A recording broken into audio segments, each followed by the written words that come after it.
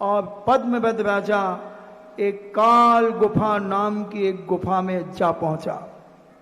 एक घनघोर जंगल में एक गुफा में जाकर के पहुंच गया और उस गुफा में देखता है कि एक परम तपस्वी, महायोगी, महाश्रवण, परम बीतरागी एक मुनिराज ध्यान में बैठे थे।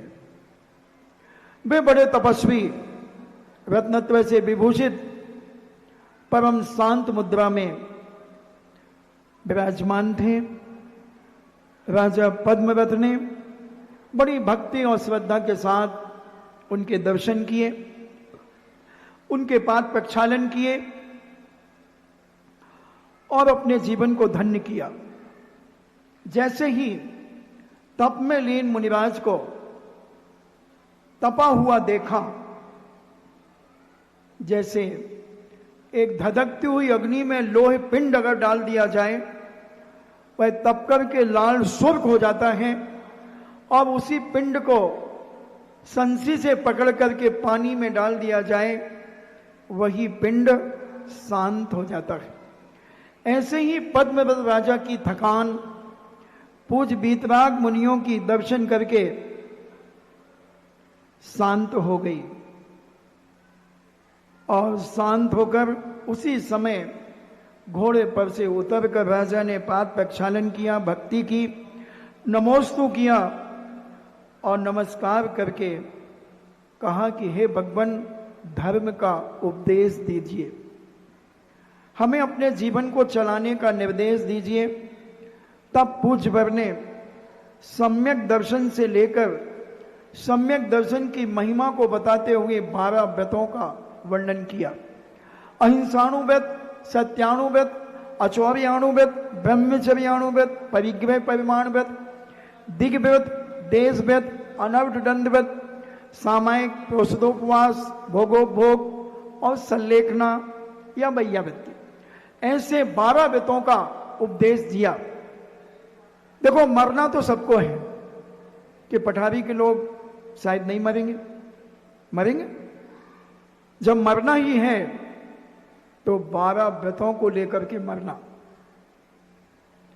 5 अणुव्रत, 3 गुणव्रत, 4 शिक्षाव्रत, ऐसे 12 व्रत लेकर के मरना, और एक बार भावना बाना कि मरने के पहले पहले एक बार केसरुंच करके मरेंगे। दुनिया की कोई ताकत तुम्हारी दुर्गति नहीं कर सकती बंधु। इस जन्म में ना सही, अगले जन्म में कभी ना कभी 12 व्रतों को लेकर के मरेंगे। और राजा ने संकल्प कर लिया, अणुव्रत को ग्रहण कर लिया।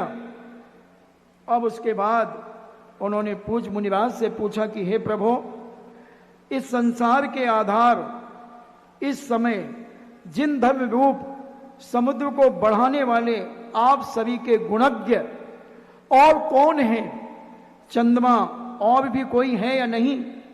हे पूज्य मुनिराज, आपके जैसा इस दुनिया में और कोई है कि नहीं? तब पूज्य मुनिराज ने कहा कि हां है। हे करुणा सागर, मेरे संदेह को दूर कीजिए। तब इसके उत्तर में मुनिराज ने कहा कि चंपापुर नगरी में 12वें तीर्थंकर भगवान वासुपूज का समोसरण विराजमान है। उनके भौतिक शरीर के तेज को देखकर अनेक सूर्य भी फीके पड़ जाते हैं। ऐसी अलौकिक मुद्रा को धारण करने वाले, जो जमीन से 4 अंगुल ऊपर चलते हैं, परम औदारिक शरीर को धारण करने वाले, ऐसे पूज्यवर राई और सुमेरु का अंतर जिनके पास है, ऐसे भगवान वासपूज स्वामी का समाचार सुनकर के वह उनके दर्शनार्थ के लिए चल पड़ा। सम्यक दृष्टि ऐसा ही होता है बंधुओं। घर बार की कोई चिंता नहीं, वासपूज भगवान के दर्शन करने के लिए चल पड़ा। और जैसे ही वह चला, स्वर्गों में चर्चा चली। सौधर्मेंद्र के सभा में एक चर्चा चलती है कि हे सौधर्मेंद्र, क्या मध्य लोक में ऐसा कोई व्यक्ति है जिसे दुनिया की कोई ताकत मिथ्या मार्ग में ढकेल नहीं सकती, जैन धर्म से विचलित नहीं कर सकती, तब एक विश्वानुलोम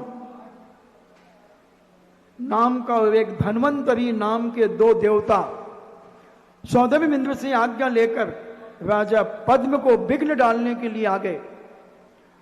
और राजा पद्मव्रत चंपापुरी नगरी के लिए जा रहे थे। रास्ते में उन्होंने बड़े उपद्रव किए। राजा की रानी का सिर काट करके उसके सामने डाल दिया, भयंकर आंधी और तूफान चला दिया, एक कीचड़ में हाथी फंसा दिया, अनेक अनेक प्रकार के उपसर्ग करते चले गए, आग लगा दी, राजा के राजमहल में ऐसा दृश्य दिखा दिया। मगर राजा कहता है कि मैंने संकल्प किया है कि बासपूज भगवान के समोसरण में जाकर के उनके दर्शन करूंगा, सारी दुनिया भी उलट पुलट हो जाए तो भी मैं पीछे नहीं हटूंगा। और वह दृढ़ता के साथ, प्रचंड वायु चल रही है, पर्वत चकनाचूर हो रहे हैं, भयानक जल वृष्टि हो रही है, कीचड़ में मार्ग हो गया है, अनेक अनेक सैनिक चिल्ला रहे हैं, चीख रहे हैं, मगर राजा ने तिलतुस मात भी उसके अंदर, तिलतुस मात उसके अंदर परिणामों में विकृति नहीं आई। मगर इन दो महिलाओं के मन में बड़ी विकृति आ रही है। एक जो पीछे बैठी है तीसरे नंबर पर, और एक इधर, वे एक दूसरे की शक्ल देख रही, जैसे हो सकता कोई इनके घर में मौनी हो, मगर वे दो ही ब्याहों से अठ्याई हैं। वे काय को देख रही, हमें समझ में नहीं आ रहा। ये कहलाती मायाचारी। अब ऐसे लोग अगर आयु बंद हो गया तो नियम से दुर्गति के पात्र होंगे। धर्म सभा में धर्म सुनते सुनते भी दुर्गति जा सकता है आदमी। परिणामों का खेल है। मन की तरंगे मार ले बस हो गया भजन, आदत बुरी सुधार ले बस हो गया भजन। शायद दोनों बहनें लगती हैं मुझे, हैं?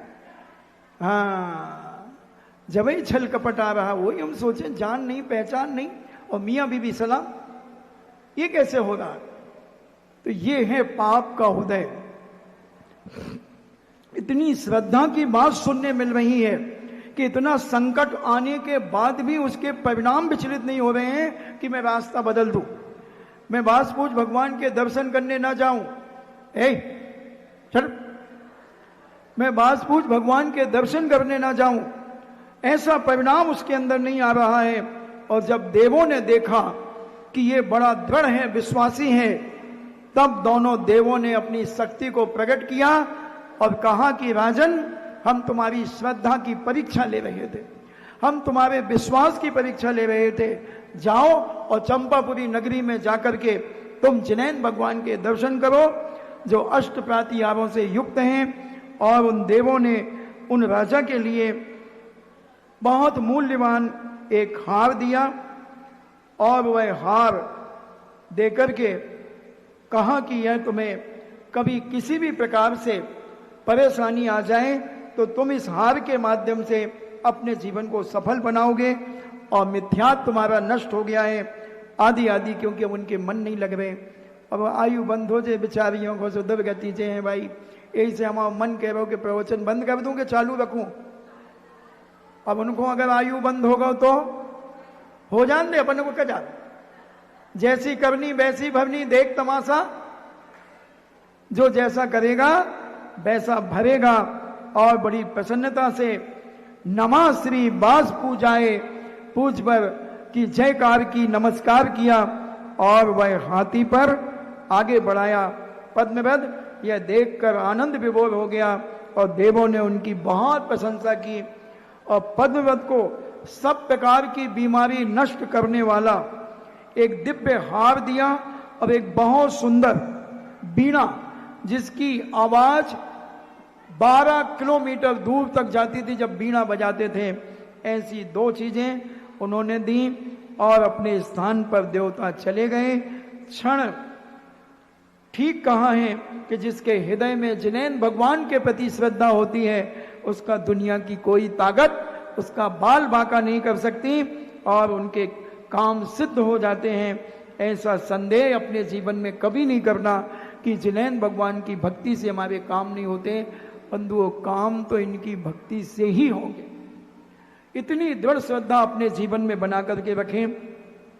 पद्मव्रत राजा चंपापुरी पहुंचा और साक्षात केवली भगवान के दर्शन करके उनकी विभूति आदि देखकर 12 सभाओं को देखकर वह पुरुषों की सभा में बैठकर अपने आप को धन्य किया और वैराग्य से प्राप्त होकर विचार करता है, अमर नहीं कोई धरती पर मरते कौन बचावे, मंत्र तंत्र कछु काम नावे, मरण घड़ी जब आवे, निर्बल हो या वीर बली हो, काल बली ले जावे, जाने वाला जाता जावे, रोने वाला रोवे, सुंदर काया भी मरघट में राख राख हो जावे, राख राख हो जावे,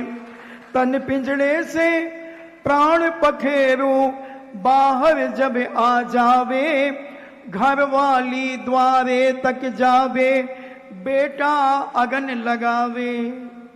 विचार करना क्या है संसार का दस्तूर, कौन कहां तक जाता है। अरबों खरबों रुपए छोड़ने वाला पिता जब मरता है तो उसका बेटा उसे आग लगा देता है, आग लगा देता। कौन किसका है, बहन भलाना भैया, सबसे बड़ा रुपया, सबसे बड़ा रुपया। विचार कर लें। और राजा ने वैराग्य को प्राप्त कर लिया। राजा ने देखा संसार असार है, कोई अमर नहीं है। सिकंदर गया जब दुनिया से, सभी हाली बहाली थे, सामने पड़ी थी दौलत और दोनों हाथ खाली थे। विचार करना चाहिए। और उस राजा ने अपने जीवन में संकल्प किया और दिगंबरी दीक्षा धारण की और वासपूज भगवान का गणधर हो गया। पद्मव्रत नाम के गणधर वह राजा बने। इसलिए हे भव्य पुरुषों, अपने जीवन में उचित यही है, मिथ्यात को छोड़ो, रागी देसी कुदेवों की पूजा अर्चना करना छोड़ो, उनके पास जाना छोड़ो और जिनेन भगवान से लगन लगाओ, इनसे प्रीति करो और अपने जीवन को धन्य करो। इन्हीं मंगल भावना के साथ जिनवाणी स्तुति हे भगवान करें, उन्होंने को आयु बंद न भाव होए, नहीं तो बेचारी कहाँ जे हैं, हम तो देखें। अच्छा बताओ हम कहाँ जाए, बैठो, अभी किसने कहा खड़े होने को, बैठ जाओ। हम देखेंगे इन बाइयों को, जब हम यहाँ से मरण करके कहाँ जाएंगे, स्वर्ग जाएंगे। हम अपने अवधि ज्ञान से देखेंगे कि पठारी में जब हम प्रवचन कर रहे थे तो जितने जो उपद्रव कर रहे थे ये मरण करके कहाँ गए, इनको खोजेंगे और इनकी चुटैया पकड़ करके नचाएंगे कि जब तुम्हें जिनवाणी सुनाई जा रही थी तो तुम दुर्गति के काम कर रही थी, राग देश के काम कर रही थी, लो अब भोगो। ये बचा ले महाराज, अब महाराज नहीं है, अब तो देवता है, तो भोगना पड़ेगा। इसलिए भविष्य में कभी भी किसी साधु त्यागी व्यक्ति के प्रवचन हो, मन नहीं लगे तो बैठना मत, मगर मन लगे तो बैठना पे उठना नहीं जब तक प्रवचन चले। इन्हीं मंगल भावना के साथ जिनवाणी स्तुति। अब खड़ी